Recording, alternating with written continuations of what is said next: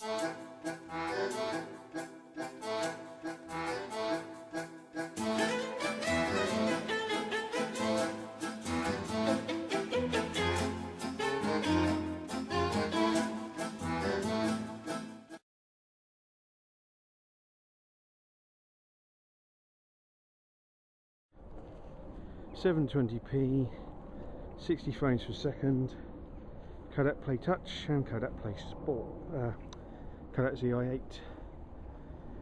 I have image stabilisation on both, and I'm doing a walk-in test to see how the two cameras fare with the image stabilisation.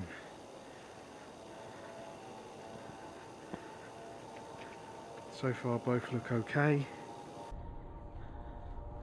and they're doing quite well. Okay, now let's try it with image stabilisation off. 720p, 60 frames per second, image stabilisation is off. So we'll see how the two fare. I'm going to do 30 frames per second comparison as well to see how both of the cameras do.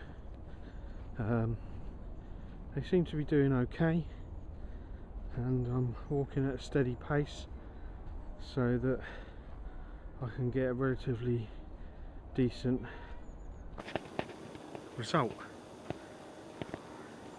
It is quite uneven here, so there might be a few more bumps than usual, and it's a bit muddy and slippery, so I apologise if I slip all over the shop. There's my dog.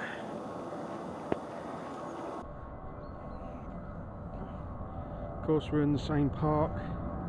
This is where we come to walk the dogs. It's quite close to where I live. So there you go, that's the 60 frames. Now let's try the 30 frames. 720p, 30 frames per second, Kodak Playtouch and the Zi8. Image stabilisation is off, and this is a walk-in test to see how both cameras fare. That's my sister laughing in the background. And we're walking the dogs. I'm going to put the image stabilisation on in a minute to see what the differences are between the two cameras. Walking at an even pace to try and get it as level as possible. The Playtouch is on the left and the Zi8 is on the right. That's more for my reference than you guys. Okay, let's put the image stabilisation on, see what the difference is. So here we have two cameras again, both in 720p at 30 frames and both with image stabilisation on.